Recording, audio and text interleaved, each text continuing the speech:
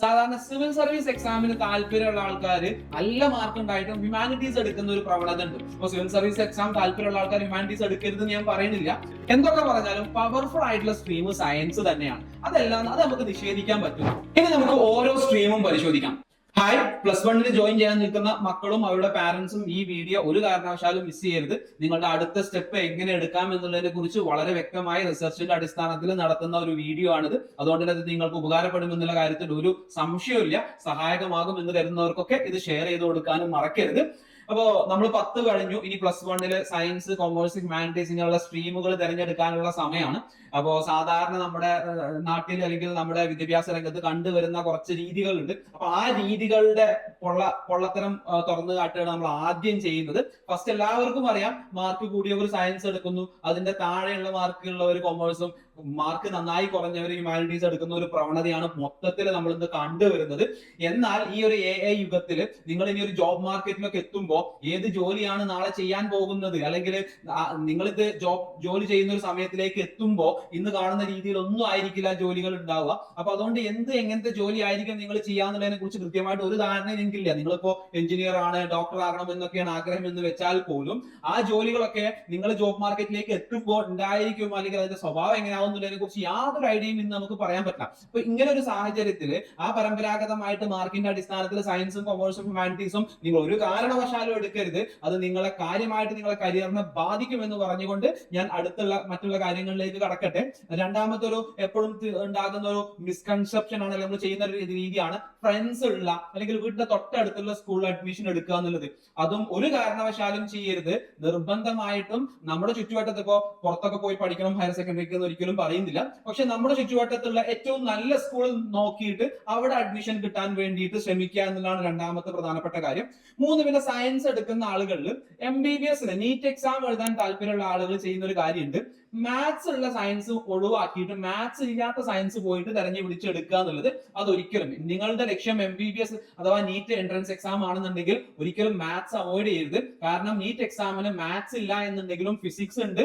Physics മനസ്സിലാവണം എന്നുണ്ടെങ്കിൽ ആദ്യം മാത്സ് പഠിച്ചിരിക്കണം. അതല്ലാതെ മാത്സ് പഠിക്കാതെ നിങ്ങൾ പോയാൽ പിന്നീട് എൻട്രൻസിന് പ്രിപ്പയർ ചെയ്യുന്ന സമയത്ത് ഫിസിക്സ് പഠിക്കാൻ നിങ്ങൾ എക്സ്ട്രാ എഫേർട്ട് എടുക്കേണ്ടി വരും. അപ്പൊ അത് വളരെ ഇമ്പോർട്ടന്റ് ആണ്. അടുത്തത്, സാധാരണ സിവിൽ സർവീസ് എക്സാമിന് താല്പര്യമുള്ള ആൾക്കാർ നല്ല മാർക്ക് ഉണ്ടായിട്ടും ഹ്യൂമാനിറ്റീസ് എടുക്കുന്ന ഒരു പ്രവണത ഉണ്ട്. ഇപ്പോൾ സിവിൽ സർവീസ് എക്സാം താല്പര്യമുള്ള ആൾക്കാർ ഹ്യൂമാനിറ്റീസ് എടുക്കരുതെന്ന് ഞാൻ പറയുന്നില്ല. കാരണം സിവിൽ സർവീസിന്റെ സിലബസും ഹ്യൂമാനിറ്റീസിന്റെ സിലബസും ഏകദേശം സെയിം ആണ്. സയൻസിന് വരുന്ന കാര്യങ്ങളൊന്നും പൊതുവെ സിവിൽ സർവീസിന് എക്സാമിന് ചോദിക്കാറില്ല. സയൻസും കൊമേഴ്സും ഹ്യൂമാനിറ്റീസ് റിലേറ്റഡ് ആയിട്ടുള്ള ചോദ്യങ്ങളാണ് IAS എക്സാമിനൊക്കെ ചോദിക്കാറുള്ളത്.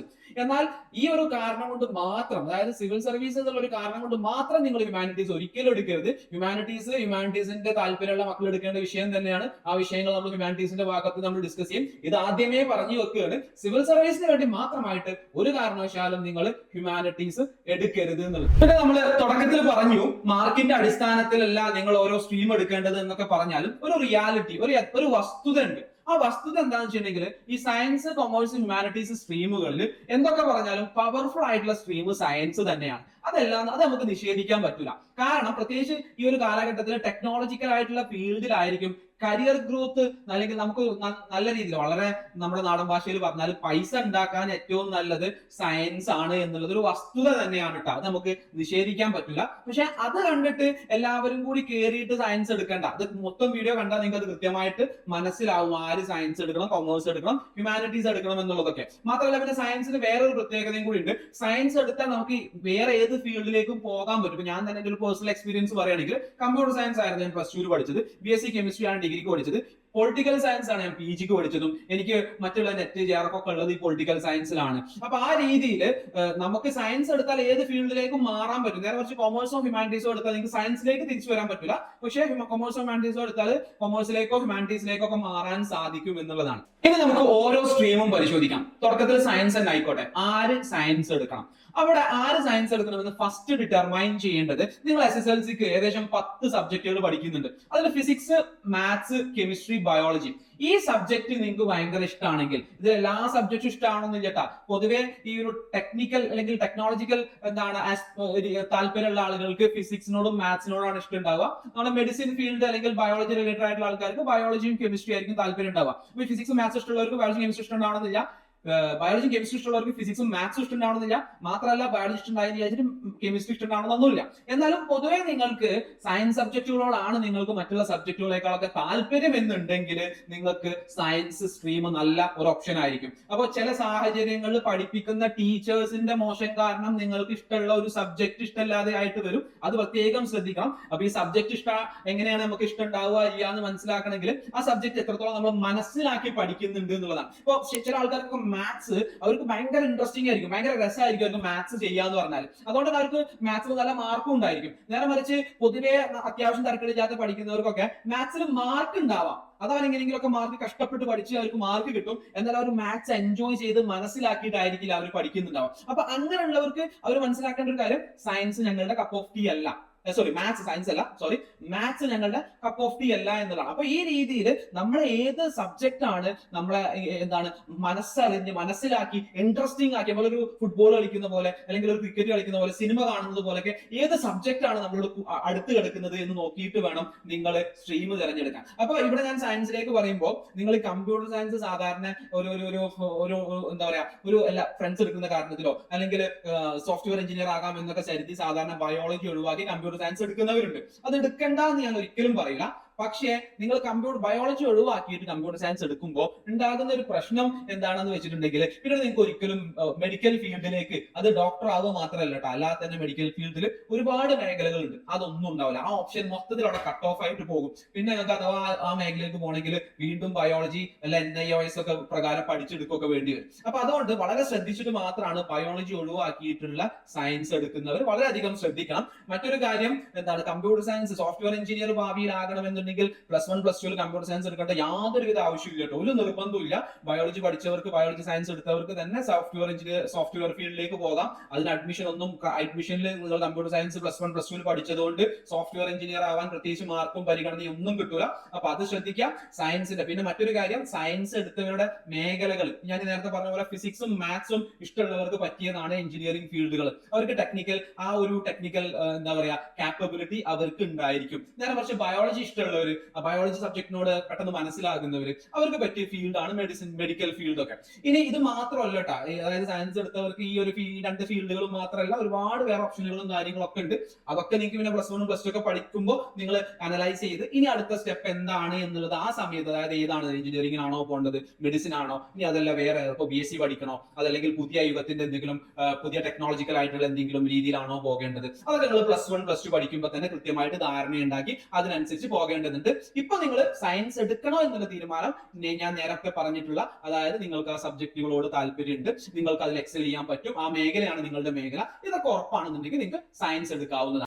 അടുത്തത് ഹ്യൂമാനിറ്റീസ് എടുക്കേണ്ടവരാണ്. നമുക്ക് കൊമേഴ്സ് ഇത് കഴിഞ്ഞിട്ട് പറയാം. അപ്പൊ ഹ്യൂമാനിറ്റീസ് ഒരിക്കലും മാർക്ക് കുറഞ്ഞ കുട്ടികൾ, തീരെ പഠിക്കാനില്ലാത്ത ഒരു സ്ട്രീം, ഇതൊന്നുമല്ല ഹ്യൂമാനിറ്റീസ് അതിന്റെ സ്കില്ലുള്ള ഇൻട്രസ്റ്റ് ഉള്ള കുട്ടികൾ മാത്രമേ ഹ്യൂമാനിറ്റീസ് എടുക്കാവൂ. അതിന് ഒരുപാട് കാരണങ്ങളുണ്ട്. ഇപ്പൊ നിങ്ങൾക്ക് എന്താണ് മാർക്ക് കുറഞ്ഞ അല്ലെങ്കിൽ പഠിക്കാൻ വലിയ താല്പര്യമൊന്നുമില്ല എന്നുള്ളവർ എടുക്കേണ്ട സ്ട്രീമും അല്ല ഹ്യൂമാനിറ്റീസ്.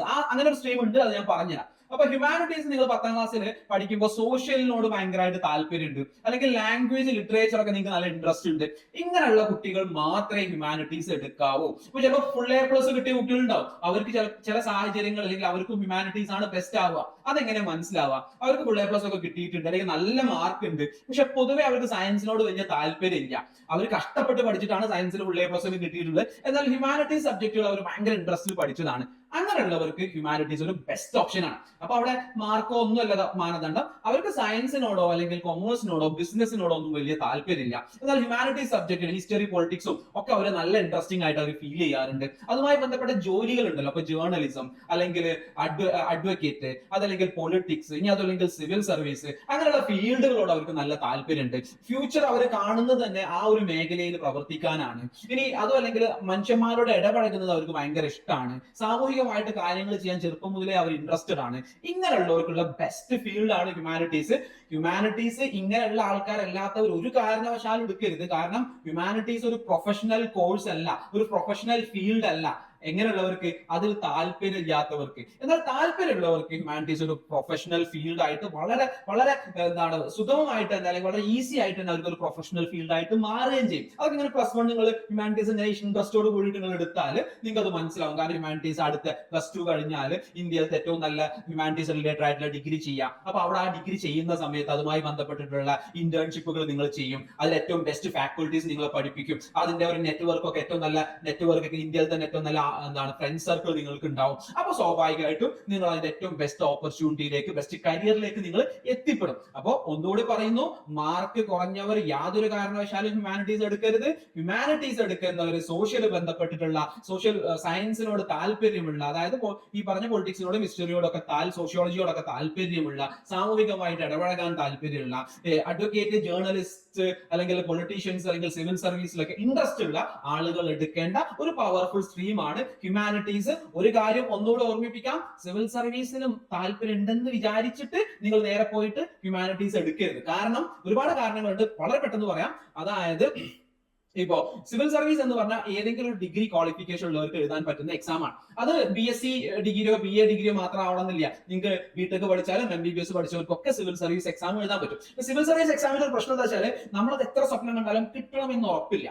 അപ്പൊ സാധാരണ എല്ലാവരും ചെയ്യുന്ന ഏറ്റവും നല്ല മാർഗം, നമുക്ക് ഏറ്റവും ഇഷ്ടപ്പെട്ട ഫീൽഡിൽ നമ്മൾ എന്ത് ചെയ്യുക, നമ്മളെ +1 +2 ഡിഗ്രിയും ഒക്കെ പഠിക്കുക, എന്നിട്ട് സിവിൽ സർവീസ് എക്സാം എഴുതാം. അല്ലാതെ സിവിൽ സർവീസിന് വേണ്ടി നല്ല മാർക്കുള്ള ഒരു കുട്ടി, സയൻസ് നന്നായിട്ട് ഇഷ്ടമുള്ള ഒരു കുട്ടി സയൻസ് ഒക്കെ ഒഴിവാക്കിയിട്ട് ഹ്യൂമാനിറ്റീസിലേക്ക് വന്നാൽ അവർക്ക് ചിലപ്പോൾ ബുദ്ധിമുട്ടുണ്ടാവാനുള്ള ചാൻസ് വളരെ കൂടുതലാണ്. അപ്പൊ അത് കൃത്യമായിട്ട് മനസ്സിലാക്കാം. സംഭവം IAS എക്സാമിന് ചോദിക്കുന്നതും ഹ്യൂമാനിറ്റീസിന് പഠിക്കുന്നതും ഒക്കെ ഏകദേശം സെയിം തന്നെയാണ്. But that doesn't mean that you should go for humanities എന്നുള്ളത് മനസ്സിൽ നന്നായിട്ട് ഉറപ്പുണ്ടാവും. ഇനി ലാസ്റ്റ് കൊമേഴ്സും ഹ്യൂമാനിറ്റീസ് ഒക്കെ ഒരുപാട് ഓപ്ഷൻസ് ഉണ്ട്, ഒരുപാട് കോമ്പിനേഷൻസ് ഉണ്ട്. ഈ കൊമേഴ്സിൽ ആദ്യം തന്നെ പറയട്ടെ, ഞാൻ നേരത്തെ പറഞ്ഞല്ലോ +1 ഇന്നത് പഠിക്കണം എന്നൊന്നും താല്പര്യമില്ല, പക്ഷെ +1 +2 ഒക്കെ പഠിച്ച് ഡിഗ്രി ഒക്കെ എടുത്ത് അങ്ങനെ മുന്നോട്ട് പോകണം എന്ന് ആഗ്രഹമുണ്ട്. അങ്ങനെയുള്ളവർ എടുക്കേണ്ട കോഴ്സ് സയൻസും അല്ല ഹ്യൂമാനിറ്റീസും അല്ല, കൊമേഴ്സ് ആണ്. കാരണം കൊമേഴ്സ് ഒരു ജനറൽ ആയിട്ടുള്ള ബിസിനസ് റിലേറ്റഡ് ആയിട്ടുള്ള കാര്യങ്ങളൊക്കെ പഠിപ്പിക്കുന്ന, അതിന്റെ ഒരു സെൻസ് നമുക്ക് ഉണ്ടാക്കാൻ സഹായിക്കുന്ന ഒരു സ്ട്രീമാണ്. അപ്പൊ അതുകൊണ്ട് തന്നെ ഈ എന്താണ് പഠിക്കാൻ വല്ലാണ്ട് താല്പര്യമില്ലാത്ത, അല്ലെങ്കിൽ സ്പോർട്സ് കോട്ടയിലൊക്കെ ഉള്ളവർക്ക് ഏറ്റവും നല്ല ഓപ്ഷൻ എന്ന് പറയുന്നത് കൊമേഴ്സ് ആണ്. അത് മാത്രമല്ല കേട്ടോ, കൊമേഴ്സ് വളരെ പവർഫുൾ ആയിട്ടുള്ള, ഇന്ന് ഏറ്റവും കൂടുതൽ ആളുകൾ നമ്മൾ നേരത്തെ പറഞ്ഞ പോലെ പൈസ ഉണ്ടാക്കാനൊക്കെ പറ്റുന്ന ഒരു ഫീൽഡാണ് കൊമേഴ്സ്. കാരണം ബിസിനസ് ആണല്ലോ, ഏത് ഫീൽഡ് ആണെങ്കിലും നന്നായിട്ട് ഏൺ ചെയ്യാൻ പറ്റുന്നത് ബിസിനസ്സോ ബിസിനസ് റിലേറ്റഡ് ആക്ടിവിറ്റീസോ ആണ്. അപ്പോൾ ആ രീതിയിൽ സ്കില്ലുള്ള, ആപ്റ്റിറ്റ്യൂഡ് ഉള്ള, ബിസിനസ്സിലൊക്കെ കണ്ണുള്ള, അല്ലെങ്കിൽ ആ ഫീൽഡിൽ ഇപ്പോൾ അക്കൗണ്ടിങ് പോലുള്ള കാര്യങ്ങളിൽ സ്കില്ലുള്ളവർക്കൊക്കെ പറ്റാവുന്ന ഏറ്റവും ബെസ്റ്റ് ഓപ്ഷൻ ആണ് ബിസിനസ് എന്ന് പറയുന്നത്. അതിൽ തന്നെ കുറച്ചൊരു ടെക്നിക്കൽ ഐഡിയയും കാര്യങ്ങളൊക്കെ ഉള്ളവർക്ക് കമ്പ്യൂട്ടർ ഉള്ള കൊമേഴ്സ് എടുക്കുകയാണെങ്കിൽ അത് അടിപൊളിയായിരിക്കും. അപ്പോൾ കൊമേഴ്സ് റിലേറ്റഡ് താല്പര്യമുള്ള കുട്ടികൾ മാത്രമേ കൊമേഴ്സ് എടുക്കാവൂ എന്നുള്ള നിർബന്ധം ഞാൻ പറയില്ല. എന്നാലും ഇപ്പൊ നമ്മൾ സയൻസിന്റെയും കൊമേഴ്സിന്റെയും ഹ്യൂമാനിറ്റീസിന്റെയും കാര്യം പറഞ്ഞ പോലെ ആ സ്കില്ലുള്ള ആളുകൾക്ക് അതുമായി ബന്ധപ്പെട്ട് +2 കഴിഞ്ഞ് BBAയോ BComോ പഠിച്ച് MBAക്ക് പോവുക, അല്ലെങ്കിൽ CA CMA പോലുള്ള പ്രൊഫഷണൽ ക്വാളിഫിക്കേഷൻസ് എടുക്കാം. അങ്ങനെയുള്ളവർക്കുള്ള ബെസ്റ്റ് ഓപ്ഷൻ ആണ് കൊമേഴ്സ്. ഇനി അതല്ല +1 +2 പഠിക്കണം എന്ന ആഗ്രഹമുണ്ട്, അപ്പൊ ഏത് സ്ട്രീം എടുക്കും, പഠിക്കണം എന്നുള്ളതേ ഉള്ളൂ. അല്ലാതെ ഇന്ന ഫീൽഡിൽ പോയിട്ട് ആ പഠന മേഖലകളിലൂടെ ഉയരണം എന്നല്ല ആഗ്രഹമുള്ളത്. വേറെ എന്തെങ്കിലും സ്കില്ല്, അത് സ്പോർട്സ് ആവാം, ആർട്സ് ആവാം, അത്തരത്തിലുള്ള സ്കില്ലുള്ളവർക്കുള്ള ബെസ്റ്റ് ഓപ്ഷൻ കൊമേഴ്സ് ആണ്. കാരണം നിങ്ങളുടെ സ്കില്ലുകളിലൂടെ മുന്നോട്ട് പോയി ചിലപ്പോൾ തട്ടി വീണാൽ പോലും നിങ്ങളുടെ കൊമേഴ്സ് സബ്ജക്ട് നിങ്ങളെ സഹായിക്കും. കാരണം പ്രൊഫഷണൽ ആയിട്ടുള്ള പല ജോലികളും ചെയ്യാൻ കൊമേഴ്സ് ഡിഗ്രി ഉണ്ടെങ്കിൽ, സാധാരണ കൊമേഴ്സ് ഡിഗ്രി ആണ് +1 +2 കഴിഞ്ഞ് കൊമേഴ്സ് റിലേറ്റഡ് ആയിട്ടുള്ള ഡിഗ്രി ഉണ്ടെങ്കിൽ സാധാരണ അത് ഹെൽപ്ഫുൾ ആവാറുണ്ട്. അത് ചിലപ്പോൾ ഹ്യൂമാനിറ്റീസ് പഠിച്ചത് കൊണ്ട് ഉണ്ടാവണം എന്നില്ല. അപ്പൊ അതുകൊണ്ടാണ് അങ്ങനെയുള്ളവർക്ക് കൊമേഴ്സ് എന്നുള്ള ഒരു ഓപ്ഷൻ പറഞ്ഞത്. അപ്പോൾ ഏകദേശം വളരെ ഡീറ്റെയിൽ ആയിട്ട് തന്നെ ആര് സയൻസ് എടുക്കണം, കൊമേഴ്സ് എടുക്കണം, ഹ്യൂമാനിറ്റീസ് എടുക്കണം എന്നുള്ള കാര്യം നമ്മൾ ഇവിടെ ഡിസ്കസ് ചെയ്ത് കഴിഞ്ഞിട്ടുണ്ട്. ഇനി ഒരു കൺക്ലൂഡിംഗ് റിമാർക്ക് മാത്രം പറഞ്ഞിട്ട് നിർത്താം. ഈ ഒരു സ്റ്റെപ്പ് 10ാം ക്ലാസ് കഴിഞ്ഞ് നിങ്ങൾ +1ലേക്ക് കാലെടുത്ത് വെക്കുന്ന സ്റ്റെപ്പ് അത്യാവശ്യം ഇമ്പോർട്ടന്റ് ആയിട്ടുള്ള സ്റ്റെപ്പാണ്. ഈ സ്റ്റെപ്പ് നിങ്ങളുടെ നാട്ടുകാർ പറഞ്ഞതുകൊണ്ടോ വീട്ടുകാരുടെ പ്രഷർ കാരണം എടുക്കേണ്ട ഒരു സ്റ്റെപ്പ് അല്ല. ഞാൻ ഈ പറഞ്ഞിട്ടുള്ള കാര്യങ്ങളൊക്കെ അടിസ്ഥാനമാക്കിയിട്ട് എടുക്കേണ്ട സ്റ്റെപ്പാണ്. എന്തെങ്കിലും ഇതുമായി ബന്ധപ്പെട്ടുള്ള ഡൗട്ട് ഡൗട്ട് ഉണ്ടെങ്കിൽ നിങ്ങൾക്ക് കമന്റ് സെക്ഷനിൽ ചോദിച്ചാൽ കൃത്യമായിട്ട് മറുപടി പറയുന്നതാണ്.